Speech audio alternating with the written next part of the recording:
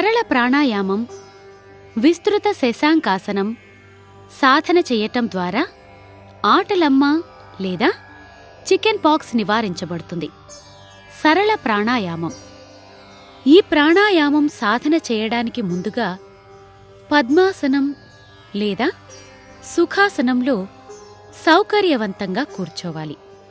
తరువాత కుడి చేతి బొటన వేలును కుడి నాసికా రంధ్రంపైన మూసి ఉంచి ఎడమ నాసికా రంధ్రం ద్వారా శ్వాస పీల్చుకొని ఇప్పుడు ఉంగరపు వేలును ఎడమ నాసికా రంధ్రంపై మూసి ఉంచి బొటన వేలును పైకెత్తి కుడి నాసికా రంధ్రం ద్వారా శ్వాస బయటకు వదలాలి.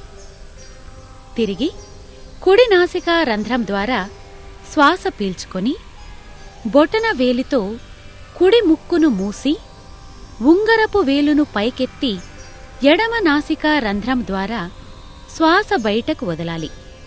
తిరిగి ఇదే నాసికా రంధ్రం ద్వారా శ్వాస పీల్చుకోవాలి.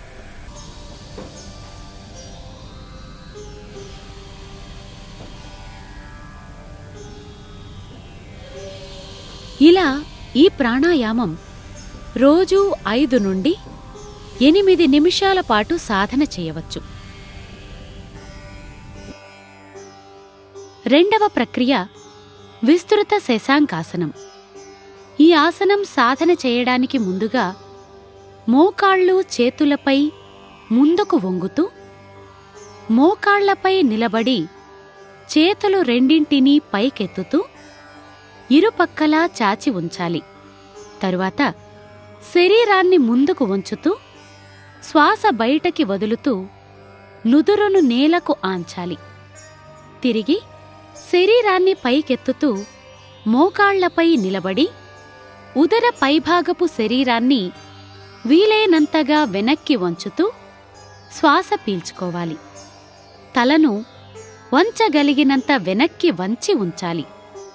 ఇలా కొంత సమయం ఉండి తిరిగి శరీరాన్ని ముందుకు వంచుతూ శ్వాస బయటకు వదిలి నుదురును నేలకు ఆంచాలి.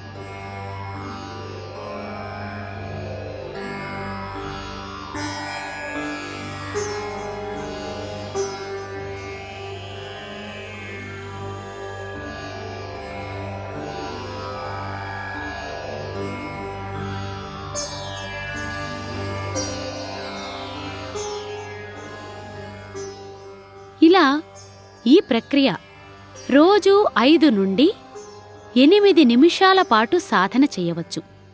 ఈ విధంగా సరళ ప్రాణాయామం, విస్తృత శశాంకాసనం సాధన చేయటం ద్వారా కాలేయం ఉత్తేజితమై రక్తం శుద్ధి చెంది చర్మంలోని స్వేద గ్రంథుల్లోని సూక్ష్మక్రిములు నశించి ఆటలమ్మ నివారించబడుతుంది. ఈ ప్రక్రియల తర్వాత ధ్యానం చేసి అమృత తుల్యాసనం వేయటం ద్వారా శరీరంలోని అన్ని అవయవాలకు విశ్రాంతి దొరుకుతుంది.